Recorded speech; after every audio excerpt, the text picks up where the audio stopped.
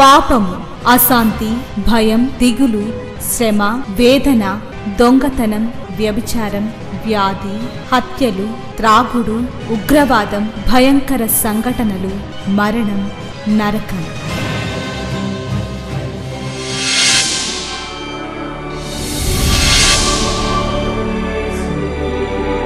సిలువలోనే పాప క్షమాపణ, పరిశుద్ధ జీవితం, ప్రేమ, వాక్య ధ్యానము, నెమ్మది, సహవాసం, నిత్య జీవం.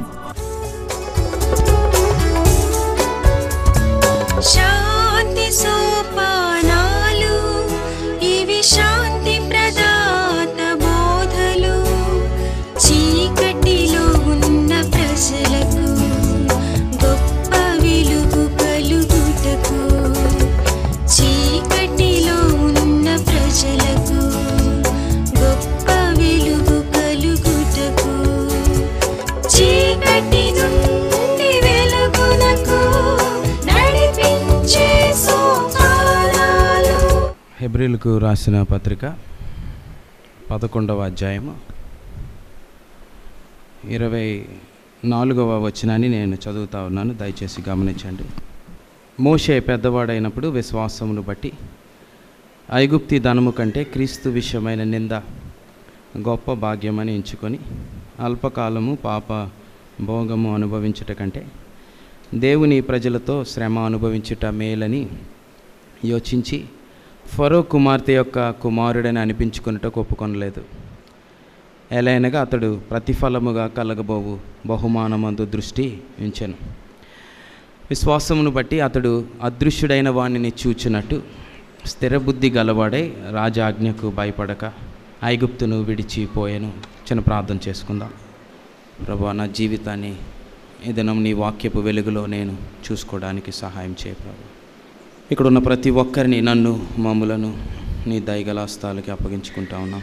మా పరిస్థితులు, మా బలహీనతలు సమస్తము ఎరిగిన దేవుడవు, చూచుచున్న దేవుడవు. మా బలహీనతలన్నిటి నుంచి ఈ దినం మమ్మలను విడిపించి నీ శక్తి, నీ బలముతో మమ్మలను నింపండి ప్రభువా. మా గొప్పతనము కాదు, మా భక్తి, మా నీతి కాదు, నీ మహాకృపను బట్టి, నీ మహాదయ, నీ మహాప్రేమను బట్టి ఈ దినం మాతో మాట్లాడండి. మమ్ములను సరిచేయండి, బలపరచండి, ఆదరించండి, ధైర్యపరచండి. ఎందుకు పనికిరాని నన్ను, మమ్ములను దయచేసి ఈ దినం మీరు జ్ఞాపకం చేసుకోమని, నీ కృపలో రానే మాతో మాట్లాడమని యేసు నామములో ప్రార్థించి వేడుకొంచున్నాం తండ్రి, ఆమెన్. మనం కొన్ని దినాల నుంచి హెబ్రీలకు రాసిన పత్రిక 11వ అధ్యాయము ధ్యానిస్తూ ఉన్నాం. విశ్వాసము ద్వారా ఒక వ్యక్తి జీవితంలో, ఒక కుటుంబంలో దేవుడు ఎలాంటి కార్యాలు చేశాడు అనేది చాలా స్పష్టంగా దేవుడు చూపిస్తూ ఉన్నాడు. అబ్రహాముని దేవుడు ఏర్పరచుకొని మోషే దగ్గరికి వచ్చేసరికి సుమారు 6వ తరం లేక 7వ తరములో ఉన్నాడు. ఈ 6-7 తరాల్లో కూడా దేవుని యొక్క ఆశీర్వాదాన్ని, దేవుని మీద ఉన్న నమ్మకాన్ని వారు ఎన్నడూ పోగొట్టుకోలేదు. కనుక హెబ్రీ గ్రంథకర్త ఈ 11వ అధ్యాయంలో సుమారు పాత నిబంధన, క్రొత్త నిబంధనల భక్తులు దేవుణ్ణి ఎలా వెంబడించారు అనే ఒక సారాంశాన్ని రాసుకుంటూ వచ్చాడు. మొట్టమొదటిగా హేబేలును చూసాం.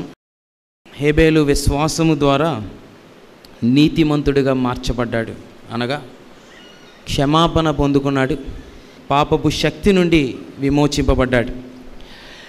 ఆ తర్వాత హానోకు దేవునితో కూడా నడిచాడు. ఒక వ్యక్తి జీవితంలో పాప క్షమాపణ, పాపముపై విమోచన లేకుండా దేవునితో మనం నడిచే అవకాశం మన జీవితంలో ఉండదని ఈ సారాంశాలన్నీ రాసుకుంటూ వస్తూ ఉన్నాడు. తర్వాత నోవాహు రక్షింపబడి తన కుటుంబాన్ని రక్షించుకున్నాడు, ఉగ్రత నుండి తప్పించుకున్నాడు. అబ్రహాము గురించి మనం ధ్యానించాం. అబ్రహాము ఎంత గొప్ప సాక్ష్య జీవితాన్ని కలిగి జీవించాడో ఈ భూమి మీద. దేవుని కొరకు, దేవుని పని నిమిత్తము ఎంత విధేయత చూపించాడు అనేది చూసాం. తర్వాత కొన్ని వారాల క్రితం యొకెబేదు జీవితాన్ని మనం ధ్యానించాం, లోకమును ఎలా జయించిందో.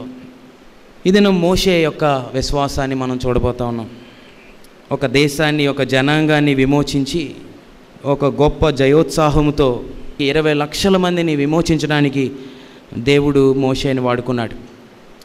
అయితే మన అంశంలోనికి వెళ్ళకముందు ఒకసారి మరలా విశ్వాసం అంటే ఏంటి, ఏ విశ్వాసం గురించి ఇక్కడ రాస్తా ఉన్నాడు అనేది మనం చూసుకొని ముందుకు వెళ్దాం. విశ్వాసంలో 2 రకాలు, చాలా జాగ్రత్తగానండి. మొదటిది మానవ విశ్వాసము, రెండవది పరిశుద్ధాత్మ యొక్క ఫలము. ఈ రెండిట్లకి చాలా తేడా ఉంది. మానవ విశ్వాసం అని అన్నప్పుడు దేవుడు నా ప్రార్థన వింటాడు అని నమ్మకం. అయితే పరిశుద్ధాత్మ యొక్క ఫలము విశ్వాసములో, ఈ విశ్వాసం మానవుల్లో లేనిది. మొదటి రకం నేను చెప్పింది దేవుడు చెయ్యాలి, అది నా నమ్మకం. కానీ రెండవ రకం పరిశుద్ధాత్మ ఫలములో దేవుడు చెప్పింది నేను చేస్తాను. ఈ రెండిట్లకి చాలా తేడా ఉంది. కానీ పరిశుద్ధాత్మ దేవుడు ఎవరిలో నింపబడతాడో, ఎవరిలో పరిశుద్ధాత్మ దేవుడు ఉంటాడో ఆ వ్యక్తే దేవుడు చెప్పింది చేయగలడని దేవుడు నమ్ముతాడు. మన శక్తి ద్వారా అది జరగదు. మనందరికీ తెలుసు ఒక ఉదాహరణ, పేతురు తన శక్తితో దేవుడిని వెంబడించలేకపోయాడు. అప్పుడు యేసు ప్రభు పేతురుతో, నువ్వు పరిశుద్ధాత్మ కొరకు కనిపెట్టు, లేకపోతే నన్ను వెంబడించలేవని చెప్పాడు. ఎప్పుడైతే పరిశుద్ధాత్మ దేవుని చేత నింపబడ్డాడో అప్పుడు పేతురు ప్రభు కొరకు ఏమీ భయపడకుండా ఒక 10,000 మంది ముందు గొప్ప సాక్షిగా నిలబడ్డాడు. కనుక దేవుడు మనలను నమ్మాలి అని అంటే మనలో దేవుని ఫలము, పరిశుద్ధాత్మ దేవుని ఫలములో అది పొందుకున్నప్పుడే, పరిశుద్ధాత్మ దేవుడు మనలో ఉన్నప్పుడే మనము దేవుని కార్యాలు చేస్తాం.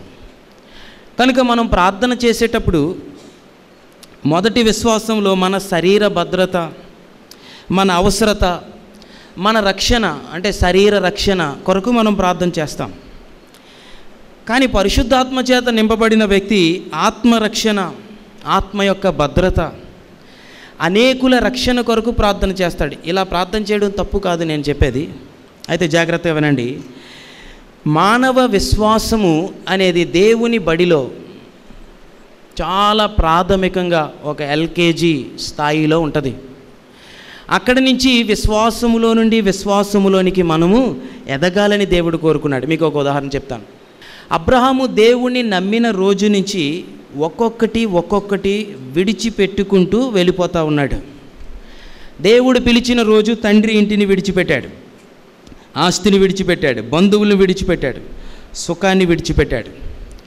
అలా దేవుడు అబ్రహాముని సుమారు 75 సంవత్సరాల వయసులో పిలిచి 50 సంవత్సరాలు పరిశోధించుకుంటూ వచ్చాడు. ఎడారుల్లో, కొండల్లో, లోయల్లో నడుచుకుంటూ వెళ్ళాడు. దేవుడు ఏది విడిచిపెట్టమంటే అది విడిచిపెట్టుకుంటూ వెళ్తూ ఉన్నాడు. చివరి పరీక్ష, నీ కుమారుని ఇమ్మన్నాడు. కుమారుని కూడా ఇచ్చేశాడు. అప్పుడు దేవుడు ఇంకా అబ్రహాముని ఎక్కడ పరిశోధించినట్లు ఇంకెక్కడ మనం చూడం. ఎందుకంటే దేవునికి అర్థమైపోయింది, అబ్రహాము అన్ని స్థాయిల్లో కూడా అన్నీ విడిచిపెట్టి నన్ను వెంబడించడానికి ఇష్టపడుతున్నాడు అనేది అర్థమైంది. ఇక్కడ చాలా జాగ్రత్తగా మనం గమనించాల్సింది ఏంటంటే, మానవ విశ్వాసం ఏంటంటే ఒక్కొక్కటి పొందుకోవడం. అది పొందుకొని నేను విశ్వాసిని, విశ్వాసములో చాలా ఉన్నత స్థాయిలో ఉన్నానని అనుకుంటాం. అయితే ఆ విశ్వాసం తప్పేమీ కాదు. దేవుడు మన ప్రార్థన వింటాడు, మన అవసరతలు తీరుస్తాడు. కానీ భక్తిలో అది చాలా తక్కువ స్థాయి, ప్రథమ మెట్టు విశ్వాసములో. అందుకనే అబ్రహాము విశ్వాసం ఎక్కడ ముగింపబడింది, దేవుడు ఎక్కడ అబ్రహాము విశ్వాసములో చాలా ఉన్నత స్థాయిలో ఉన్నాడని ఎక్కడ ఆప్ చేశాడంటే చివరికి తన కుమారుని కూడా ఇచ్చేశాడు. 50 సంవత్సరాల తర్వాత మన భాషలో చెప్పుకోవాలంటే గ్రాడ్యుయేషన్ అంటాం. దేవుణ్ణి వెంబడించిన 50 సంవత్సరాలకి ఒక్కొక్కటి విడిచిపెట్టుకుని వెళ్ళిపోతే దేవుడు అన్నాడు, అబ్రహామా నువ్వు ఈ రోజుకి చాలా చక్కగా నన్ను వెంబడిస్తున్నావు అనేది చెప్పాడు. ఈ గ్రాడ్యుయేషన్ అనేది మనం చూస్తే ఈ మధ్య ఎల్కేజీ క్లాస్కి కూడా గ్రాడ్యుయేషన్లు చేస్తూ ఉన్నారు. ఈ రోజుల్లో క్రైస్తత్వం కూడా అలాగే ఉంది. దేవుని దగ్గర నుంచి ఏదో పొందుకొని ఇంకా చాలా ప్రథమ మెట్లో ఉంటూ నేను చాలా బాగా భక్తి చేస్తూ ఉన్నానని అనుకుంటా ఉన్నాం. కానీ అబ్రహాము జీవితంలో చూస్తే విశ్వాసములో నుండి విశ్వాసంలోనికి ఎదిగిపోతూ ఉన్నాడు. 2021లో ఒక బిడ్డ, చిన్న బిడ్డ ఎల్కేజీ బాగా చదివి పాస్ అయ్యాడు అనుకుందాం, చాలా మంచి స్తుతికోవటం పెట్టుకున్నాం. మళ్ళీ 2022లో కూడా నేను ఎల్కేజీ చదువుతాను అన్నాడు అనుకోండి. సరే ఫోన్లే అడుగుతున్నాడు కదా, మరలా జాయిన్ చేస్తే కొంత మంచి పునాది ఉంటుంది అని మళ్ళీ 2022లో కూడా జాయిన్ చేసాం. మళ్ళీ క్లాస్ ఫస్ట్ వచ్చాడు, A+ వచ్చాడు. 2023లో కూడా ఎల్కేజీ చదువుతానన్నాడు. 2024లో కూడా ఎల్కేజీ చదువుతానంటే ఏం చెప్తాం మనం? వయసు ఎదుగుతున్న కొలది, దేవుని దగ్గరికి వస్తున్న కొలది, బడికి వెళ్తున్న కొలది ప్రతి సంవత్సరం బిడ్డలు ఉన్నత స్థాయికి ఎదగాలని చూస్తూ ఉంటాం. అలాగే దేవుని దగ్గరికి వస్తున్న వ్యక్తి దేవుని కొరకు ఏది విడిచిపెడతాడు అనేది దేవుడు ఎదురు చూస్తూ ఉన్నాడు. ఎప్పుడు విశ్వాస స్థాయిలో పైకి ఎదుగుతాడు. చిన్నపిల్లలు స్కూల్కి వెళ్ళడానికి చాలా ఇచ్చి చాక్లెట్ ఇచ్చి పంపిస్తాం. పీజీకి వచ్చిన వ్యక్తి కాలేజీకి వెళ్ళడానికి చాక్లెట్లు ఇచ్చి పంపించాం. ఎందుకంటే ఆ స్థాయి దాటేశాడు. ఆ వ్యక్తికి ఏదో చూపించి పంపించాల్సిన అవసరం ఇంకా లేదు. కానీ చాలాసార్లు మన జీవితంలో ఇంకా అదే స్థాయిలో ఉండిపోతాం. నేను వ్యక్తిగతంగా ఈ ప్రశ్న అడుగుతూ ఉంటాను. మా బైబిల్ క్లాసుల్లో కూడా పక్కనున్న వ్యక్తితో ఈ ప్రశ్న వేయమని చెప్తూ ఉంటాను. అదేంటంటే, దేవుడు నీ జీవితంలో ఏం చేశాడు అనే ఒక ప్రశ్న. మీ పక్కన ఎవరిని అడిగినా ఏమని చెప్తారంటే, నేను లెక్క పెట్టలేనని చేశాడని చెప్తాం. ఇంకొక ప్రశ్న కూడా అడిగితే, దేవుని కొరకు నువ్వేమి చేసావు అని అడిగితే మనం ఎన్ని చెప్పగలం ఆలోచించండి. అబ్రహాము దేవుని కొరకు ఏం చేసావంటే, మొట్టమొదటి ఎల్కేజీలో ఆ స్థాయిలో ఆ చిన్న నెలల ఆ విశ్వాస వయసులో నా తండ్రి ఇంటిని విడిచిపెట్టేశాను అన్నాడు. నేను నాకు కలిగిన ఆస్తి విడిచిపెట్టేశాను, బంధువులు విడిచిపెట్టేశాను. అబ్రహాము ఎదుగుతూ ఎదుగుతూ ఇంకేం చేశావు? నా కుమారుని కూడా నేనేం చేశాను? విడిచిపెట్టేశాను. కనుక దేవుడు ఇచ్చినవి పొందుకొని అనుభవించడమే కాదు, జాగ్రత్త వినండి, దేవుడు ఇచ్చినవి పొందుకొని అనుభవించడం మాత్రమే కాదు, దేవునినే పొందుకొని, క్రీస్తు మనసును పొందుకొని, పరిశుద్ధాత్మను పొందుకొని, ప్రతి పరిస్థితుల్లో ప్రభువా నేను ఇంకా విశ్వాసములో ఎదగడానికి నాకు నేర్పించు ప్రభు అంటే దేవుడు నేర్పిస్తాడు. ఆదికాండం ముగింపు, నిర్గమాకాండం ప్రారంభానికి చాలా తేడా ఉంది ఇద్దరు వ్యక్తుల జీవితాల్లో. ఒకటి ఏంటంటే, ఆదికాండం ముగిసేసరికి ఒక బానిసని దేవుడు రాజు చేశాడు. నిర్గమాకాండం ప్రారంభమయ్యేసరికి ఒక రాజుని దేవుడు బానిస చేశాడు. రెండు చాలా ప్రాముఖ్యమైనవి. ఒక వ్యక్తిని చాలా కింద స్థాయిలో నుంచి దేవుడు ప్రధానమంత్రి స్థాయికి తీసుకెళ్ళాడు. ఆ వ్యక్తి ఐగుప్తి దేశం అంతా పరిపాలించాడు. ఒక 2 అధ్యాయాలు ప్రక్కకి వెళ్ళేసరికి ఐగుప్తి దేశాన్ని పరిపాలించే సింహాసనం మీద కూర్చున్న వ్యక్తికి దేవుడు అన్నాడు, నువ్వు బానిస అయిపోయావు అంటే ఆ వ్యక్తి బానిస అయిపోయాడు. దేవునికి మహిమ కలుగును గాక. ఎంత ఆశ్చర్యంగా దేవునికి వారు విధేయత చూపించారంటే, యోసేపును దేవుడు ఆ స్థాయికి ఎందుకు తీసుకెళ్ళాడంటే, అంత స్థాయిలో ఉన్నా కూడా తన అన్నయ్యలు వచ్చినప్పుడు యేసు ప్రభులాగా క్షమించాడు, యేసు ప్రభులాగా ప్రేమించాడు, దేశంలో శ్రేష్టమైన భూమిని వారికి ఇచ్చాడు. మోషే కూడా గమనించండి, అంత ఉన్నత స్థాయిలోంచి కిందకు వచ్చిన 40 సంవత్సరాలు ఇశ్రాయేలీల అవమానం, ఇశ్రాయేలీల యొక్క శోధన, బాధలు, ఈ భయంకరమైన పరిస్థితుల్లో సాత్వికుడిగా నిలిచాడు. 20 లక్షల మంది వేధించిన వేధింపులకి ఎవరిని ఏమనకుండా నిలబడ్డాడు. 40 సంవత్సరాలు వారిని భరించాడు, సహించాడు. కనుక ఈరోజు మోషే జీవితంలో 4 రకాల విశ్వాసాలు మనం ధ్యానించబోతా ఉన్నాం. ఈ భయంకరమైన అపవిత్రమైన లోకములో ఆకర్షణల మధ్య, ఐగుప్తి పాప భోగముల మధ్య, శోధనలు, శ్రమలు, నిందల మధ్య, అల్పకాల పాప ఆనందాల మధ్య అన్నిటినీ జయించి దేవుని ఇల్లంతటిలో నమ్మకస్తుడిగా ఒక వ్యక్తి ఎలా నిలబడ్డాడు, దేవునికి నమ్మకస్తుడిగా పరిశుద్ధాత్మ చేత నింపబడి ఎలా జీవించాడో మనం చూడబోతా ఉన్నాం. కనుక పరిశుద్ధాత్మ దేవుని యొక్క సహాయంతో ప్రతి ఒక్కరు హృదయాల్లో దేవ నాతో మాట్లాడే 4 అంశాలు ఈరోజు మనం చూడబోతాం. మొట్టమొదటిది సిద్ధపరిచిన విశ్వాసము, రెండవది ఎంచుకున్న విశ్వాసము, మూడవది యోచించిన విశ్వాసము, నాలుగవది దృష్టి ఉంచిన విశ్వాసము. మొట్టమొదటిది ధ్యానించుకుందాం, సిద్ధపరిచిన విశ్వాసము. మోషేని దేవుడు పరిస్థితికి సిద్ధపరిచాడు. మోషే పెద్దవాడైనప్పుడు 11:24 మోషే పెద్దవాడైనప్పుడు విశ్వాసమును బట్టి ఐగుప్తి ధనము కంటే క్రీస్తు విషయమైన నింద గొప్ప భాగ్యమని ఎంచుకొని. గమనించండి, పెద్దవాడైనప్పుడు అనే మాట గమనిస్తే చిన్న వయసు నుంచి తల్లిదండ్రులు చెప్పి వింటా ఉన్నాడు, కానీ పెద్దవాడైనప్పుడు ఆ సమర్పణ నుంచి తొలగిపోలేదు. అదే దృఢమైన విశ్వాసముతో స్థిరమైన బుద్ధి కలిగి సమర్పణ కలిగి పరిస్థితిని ఎదుర్కోవడానికి సిద్ధంగా ఉన్నాడు. చాలా జాగ్రత్త వినండి, మోషే జయించిన శోధన ఇలాంటి శోధన కాదు, భయంకరమైన శోధనలు జయించాడు. మొట్టమొదటి ఆకర్షణ జయించాడు, ఐగుప్తి ధనం, ఐగుప్తి యొక్క సకల పాపము భోగము జయించాడు. రెండవది ఐగుప్తి యొక్క ఆకర్షణ జయించాడు, ధనాన్ని జయించాడు, అధికారాన్ని జయించాడు, సుఖాన్ని జయించాడు. ఎలా జయించాడంటే ఎప్పుడు సిద్ధపాటుతో ఉన్నాడు. సిద్ధపాటు అంటే ఏంటంటే 2 విషయాలు సిద్ధపడడానికి. ఒకటి, మోషే ప్రార్థనాపరుడు, ప్రార్థన చేసేవాడు. ప్రార్థన అని అన్నప్పుడు ప్రార్థనకి ఇంకొక మాట దేవునితో సహవాసము అనే మాట, దేవునితో మాట్లాడడం అనే మాట. రెండవది వాక్యము ద్వారా సిద్ధపడ్డాడు. మొట్టమొదటిది ఏంటి చెప్పండి? ప్రార్థన ద్వారా సిద్ధపడ్డాడు. రెండవది వాక్యం ద్వారా సిద్ధపడ్డాడు. వాక్యం అని అన్నప్పుడు దేవునితో సహవాసము సరిగ్గా ఉందో లేదో వాక్యము మనలను సరిచేస్తూ ఉంటుంది. ఈ 2 చాలా ప్రాముఖ్యమైనది. మొట్టమొదటిది దేవునితో నడుస్తూ ఉన్నాడు. దేవునితో ఎవరైతే నడుస్తారో వారు ప్రతి శోధన, ప్రతి విధమైన అపవిత్రత నుంచి, లోకము నుంచి జయింపబడతారు. ఎందుకంటే మీలో ఉన్నవాడు లోకములో ఉన్నవాని కంటే గొప్పవాడు. మన జీవితాల్లో దేవుని వాక్యం ఉన్నట్లుగా నెరవేర్చబడాలంటే ఆ వ్యక్తి దేవునితో సహవాసము చేయాలి. విన్న వాక్యాన్ని ఇంటికి వెళ్ళి మరలా ప్రార్థన చేసుకోవాలి. అందుకే ప్రభు అన్నాడు, మీరు శోధనలో పడకుండానట్లు మెలకువగా ఉండి ప్రార్థన చేయుడి. మెలకువగా, పరిస్థితి దేవునికి వ్యతిరేకంగా నన్ను తీసుకువెళ్తుంది అనగానే గ్రహించుకొని అది మనలను దేవునికి దూరం చేస్తుందని వాక్యం చెప్పగానే దేవునితో సహవాసానికి మనం వెళ్ళినప్పుడు దేవుడు మనలను జయించేవానిగా చేస్తాడు. మోషే జీవితంలో మోషే ప్రార్థనాపరుడని మనకి ఎక్కడ అర్థమవుతుందంటే ప్రతి పరిస్థితిలో కూడా మోషే ప్రార్థన చేశాడు. ప్రతి పరిస్థితిలో దేవునితో సహవాసం చేశాడు. గమనించండి, మోషే ఎర్ర సముద్రం ముందు నిలబడినప్పుడు ప్రార్థన చేశాడు. మోషే మారా ముందుకు వెళ్ళినప్పుడు ప్రార్థన చేశాడు. మెరీబా జలపాతాల దగ్గర ప్రార్థన చేశాడు. అమాలేకీయుల మీద యుద్ధం దగ్గర ప్రార్థన చేశాడు. ప్రతి పరిస్థితిలో దేవుని సన్నిధిని కోరుకున్నాడు.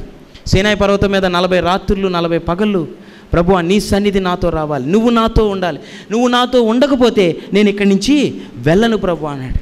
కనుక దేవుడు మోషేతో వచ్చి మోషే జీవితంలో ప్రతి పరిస్థితిని జయించేటట్లు, దేవుడే పోరాడేటట్లు పరిస్థితిని దేవునికి అప్పగించుకున్నాడు మోషే. జాగ్రత్త వినండి, దానియేలు పరిస్థితిలో ప్రార్థనతోనే ఎదుర్కొన్నాడు సింహాల బోను. ఇక్కడ కూర్చున్న వ్యక్తిగతంగా మనందరూ ఒక ప్రశ్న వేసుకుందాం. ఇక్కడ కూర్చుని ఎవరో నీకు ప్రార్థన జీవితం లేదు, కేవలం నామకార్థమైన క్రైస్తవుడివే, ఆదివారం వస్తూ ఉన్నావు, ప్రార్థనలు చేసుకుంటున్నావు, కానీ ఊరికినే ఉదయం బయటికి వెళ్ళేటప్పుడు, మధ్యాహ్నం లేకపోతే సాయంత్రం ఏదో భోజనం చేసినప్పుడు ప్రార్థన చేసుకుని వెళ్ళిపోతూ ఉంటే దేవుడిదనో నీతో మాట్లాడుతూ ఉన్నాడు. అలాంటి ప్రార్థన జీవితం మనం కలిగి ఉండాలని దేవుడు మాట్లాడుతున్నాడు. గమనించండి, మోషే ఏదో ఏ పని పాట లేని వ్యక్తి కాదు. ఐగుప్తులో మోషే పెద్దవాడైనప్పుడు అని అన్నప్పుడు 40 సంవత్సరాలకి మోషే పెద్దవాడయ్యాడు. అంటే ఐగుప్తి చదువు ముగించుకునేసరికి, మీరు ఇశ్రాయేలీల చరిత్ర, ఐగుప్తి చరిత్ర చదివితే ఆ రోజుల్లో ఐగుప్తిలో చదువు ముగించేసరికి, అంటే మనకి పీజీ అయ్యేసరికి 23 సంవత్సరాలు అవుతుంది. ఐగుప్తిలో చదువు ముగించుకునేసరికి 40 సంవత్సరాలు పట్టింది మోషేకి.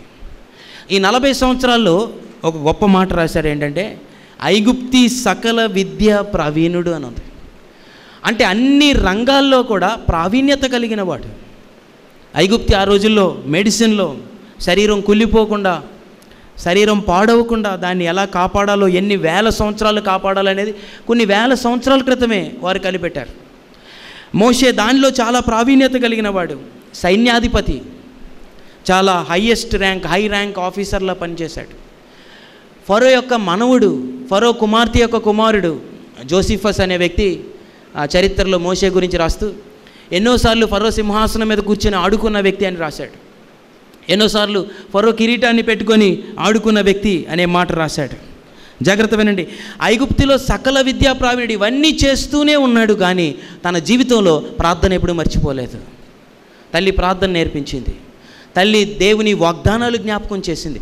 అవి ఎప్పుడూ కూడా ప్రార్థనలు చేసుకుంటానే ఉన్నాను. నేను అనుకుంటా ఉన్నాను, ఎంతోమంది రాజులు, రాణీలు, ఎంతోమంది శతాధిపతులు, సైనికులు వేరే వేరే దేశాల నుంచి వచ్చినప్పుడు గొప్ప గొప్ప విందు భోజనాలు ఫరో చేసి ఉంటాడు. చాలా లావిష్గా ఆ పార్టీలు అరేంజ్ చేస్తూ ఉంటాడు. ఇవన్నీ చూస్తూ ఉన్నాడు మోషే పెరిగిన వాతావరణం అంతా కూడా తన చుట్టూ బంగారము, వెలగల రాళ్ళు, వెండి, కిరీటాలు, రాజులు, గుర్రాలు, సేనాధిపతులు, శతాధిపతులు, వీటన్నిటి మధ్య మోషే జీవిస్తూ ఉన్నప్పటికీ కూడా వాటన్నిటిని ఎలా జయించగలిగాడు అని అంటే దేవునితో సహవాసం కలిగిన వ్యక్తి, సిద్ధపాటు కలిగి ఉన్నాడు మోషే. చాలామంది యవనస్తులు ఇక్కడ ఉన్నారు. మన జీవితాల్లో కూడా బయట చదువుకుంటూ ఉన్నాం, పని చేస్తూ ఉన్నాం, చాలా ప్రాంతాల్లో జీవిస్తూ ఉన్నాం, ఇరుగు పొరుగు వారి మధ్య జీవిస్తూ ఉన్నాం.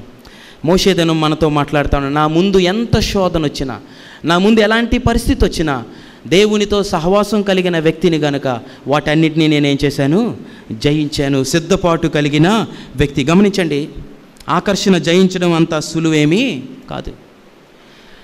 భూమి మీద సైతాను మన మీద వేసే బాణాలు, శోధనలు, శ్రమలు ఇక్కడున్న ఎవ్వరము జయించలేము.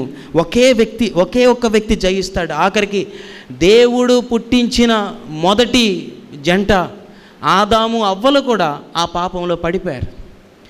ఎవరైతే దేవుని మీద ఆధారపడతారో, ఎవరైతే ప్రార్థనాపరులుగా దేవుని సన్నిధిని కోరుకుంటారో వారు ఒక్కరే దానిని జయించగలరు. ఎందుకంటే ఒక భక్తుడు ఇలా అన్నాడు, ఒక్క పాపపు తలంపులో పాతాళములో ఉన్న భయంకరమైన దురాత్మలన్నీ కలిపితే, ప్రపంచంలో ఉన్న అపవిత్రత అంతా కలిపితే ఒక్క పాపపు తలంపులో ఇమిడి ఉంటుంది అనే మాట చెప్పాడు.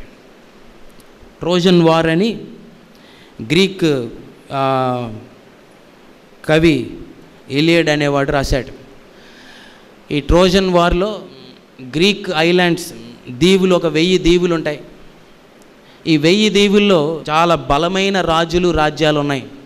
ఒక్కొక్క రాజు ఎంత బలవంతుడంటే ఒక్కడు ఒక 1000 మందిని, 1,00,000 మందిని చంపే అంత బలము కలిగిన వ్యక్తి. ఊరికి నేను ఊహించి రాశాడు కల్పనా కథ. అయితే ఈ రాజుల్లో ఒక రాజు పేరు యులిసిస్ అనేవాడు. వాడికి మరణం లేదు, వాడిని ఎంత చంపినా చావడు. ప్రతి రాజుకి ఒక ప్రత్యేకత ఉంది. ఈ 1000 రాజులు పరిపాలించుకుంటూ జీవిస్తూ ఉండేవారు. ఆ సమయంలో ఒక శత్రు రాజు ఆ 1000 రాజ్యాల దగ్గరికి వచ్చి ఒక రాజ్యంలో ఒక వ్యక్తిని తీసుకుని వెళ్ళిపోతాడు. అప్పుడు ఈ 1000 రాజులు కలిసి యుద్ధానికి వెళ్తారు. యుద్ధానికి వెళ్తే ఆ యుద్ధంలో ఏ రాజు అయితే వచ్చి తీసుకుని వెళ్ళిపోయాడో వాడు చాలా పెద్ద ఇనుముతో కట్టబడిన కోటలో ఉంటాడు. కనుక వీరు ఎంత బలముతో వెళ్ళి దాన్ని కొడుతున్నా పడదు. దగ్గరికి వస్తుంటే పైనుంచి బాణాలు వేస్తారు. వీరు సముద్రం దాటి వెళ్ళారు కనుక అప్పటికే 1-2 నెలలు అయిపోయింది, తెచ్చుకున్న ఆహారం అంతా అయిపోయింది. వీరు ఎవ్వరూ లోపలికి వెళ్ళలేకపోతా ఉన్నారు. వారికి లోపలే ఒక నది ఉంది, బయటికి రావాల్సిన అవసరం లేదు. అప్పుడు ఒకరోజు యులిసిస్ అన్నవాడు ఏం చెప్తాడంటే, మనం ఎన్నటికీ ఆ కోటలోకి వెళ్ళాం. అయితే ఆ కోటలోకి వెళ్ళాలంటే ఒకే ఒక మార్గం ఉంది. అదేంటంటే ఈ రాజు కుమారుడికి ఆకర్షణ అంటే వెంటనే పడిపోతాడు. కనుక మనం ఏం చేద్దామంటే మన నావలన్నీ పగలగొట్టి ఒక పెద్ద గుర్రాన్ని తయారు చేసి ఆ గుర్రంలోకి మనం అందరం వెళ్ళిపోయి బయట ఒకటి రాద్దాం. ఏమనంటే, మీ శక్తి, మీ రాజ్య బలానికి మేమేమీ చేయలేక ఈ బహుమానం మీకు ఇచ్చి వెళ్ళిపోతున్నాము, కనుక మేము ఓడిపోయామని చెప్తా ఉన్నాము అని చెప్పి ఆ గుర్రం బయట రాసి ఈ 1000 మంది రాజులు, సైన్యం అంతా కూడా ఆ గుర్రంలోకి వెళ్ళిపోతారు. దాని కింద చక్రాలు పెట్టి 2-3 రోజులైంది, ఎవరు వచ్చి బాణాలు వేయట్లేదు. తలుపు తెరిచి బయటికి వెళ్ళి చూసరికి ఎవరు లేరు. సముద్రం దగ్గరికి వెళ్ళేసరికి నావలేమీ లేవు, ఒక గుర్రం కనబడుతుంది. దాని మీద ఏం రాయబడి ఉందంటే, మీ గొప్ప శక్తికి మేమేమీ చేయలేక వెళ్ళిపోతున్నాం, ఓడిపోయాం అనే మాట రాశాడు. అప్పుడు ఈ గుర్రం చాలా అందంగా కనబడిందని, దానికి చక్రాలు కూడా ఉన్నాయని జాగ్రత్తగా లోపలికి తీసుకొస్తాడు. అప్పుడు లోపలికి తీసుకొచ్చి ద్వారాలు వేసేయమంటాడు. ఆ గుర్రంలో భయంకరమైన ఈ రాజులందరూ ఉండి దేశాన్ని భయంకరంగా నాశనం చేసి, దాన్ని కాల్చేసి నాశనం చేసిన విధానం రాశాడు. ఒక భక్తుడు దాని గురించి రాస్తూ ఇలా అన్నాడు, ఆ గుర్రం అంతటిలో భూమి మీద ఉన్న భయంకరమైన వ్యక్తులు ఎలా దాగి ఉన్నారో ఒక్క పాపపు తలంపులో అంత గొప్ప శక్తి ఉంది. ఒక్క ఆకర్షణలో అంత గొప్ప శక్తి ఉంది. ఏ మానవుడు దానిని జయించలేడు. ఎవరు జయించగలరంటే ఎవరు దేవుని శక్తి, ఎవరు దేవుని మీద ఆధారపడతారో వారే దానిని జయించగలరు అనే మాట రాయపడం. ఎవరైతే దేవుని చేత నింపబడతారో వారు ప్రతి శోధన, ప్రతి పాపపు తలంపు చెరపట్టి దేవుని దగ్గర తీసుకువెళ్తారు. కనుక ప్రార్థనలో 2 విషయాలు జ్ఞాపకం ఉంచుకోండి. కన్నీటి ప్రార్థన, 2 పాపముపై అసహ్యత పుట్టే ప్రార్థన మనకుందా మన జీవితాల్లో? యాకోబు కన్నీళ్లు విడిచి దేవునితో పెనుగులాడాడు అనే మాట ఉంది. చార్లెస్ స్పర్జన్ అనే భక్తుడు అన్నాడు, ఒక్క యాకోబే పెనుగులాడితే దేవుడు ఇంత ఉజ్జీవాన్ని తీసుకొస్తే, ఒక 10 మంది యాకోబులు పెనుగులాడితే దేశాన్ని ఇంకెంత కదిలించగలడు దేవుడు అనే మాట రాశాడు. ఒక్క యాకోబు పెనుగులాడినప్పుడు యాకోబును దేవుడు ఆశీర్వదించి ఒక్క వ్యక్తి ద్వారా యేసు ప్రభు వచ్చి భూమి మీద ఉన్న ప్రతి వంశానికి ఆశీర్వాదకరంగా యాకోబుని నిలబెడితే, ఈరోజు ఇక్కడ ఎంతమంది ఉన్నాం, మన జీవితాల్లో ఈ గొప్ప పెనుయేలు అనుభవం, దేవుని సన్నిధిని కాపాడుకున్న అనుభవం మన జీవితాల్లో ఉంటే, యాకోబు వలె మనము కూడా ఈ భూమి మీద ఎవ్వరిని మోసం చేయకుండా దేవుని కొరకు జీవించే గొప్ప భాగ్యాన్ని దేవుడు మనకిస్తాడు. జాగ్రత్త వినండి. మోషే సిద్ధపడ్డాడు, నోవహు సిద్ధపడ్డాడు, 120 సంవత్సరాలు ప్రార్థన చేశాడు. బైబిల్లో చాలామంది భక్తులు సిద్ధపాటుతో ఈ భయంకరమైన పరిస్థితిని ఎదుర్కొన్నారు. జాగ్రత్తగా దేవుడి దినం మనతో మాట్లాడుతూ ఉన్నాడు. ప్రతిఫలముగా కలగబో బహుమానం చూస్తున్నావా? మనుషుల ఆనందాన్ని చూస్తున్నావా? ప్రతిఫలముగా కలగబో బహుమానాన్ని చూస్తూ ఉన్నామా? ఆకర్షణ చూస్తూ ఉన్నామా? దేవుడు అనుగ్రహించే నిందకు ప్రతిగా దేవుడు అనుగ్రహించే ఆ గొప్ప జీవ కిరీటాన్ని చూస్తూ ఉన్నామా? ఇప్పుడు శరీరానుసారమైన మనసును చూస్తూ ఉన్నామా?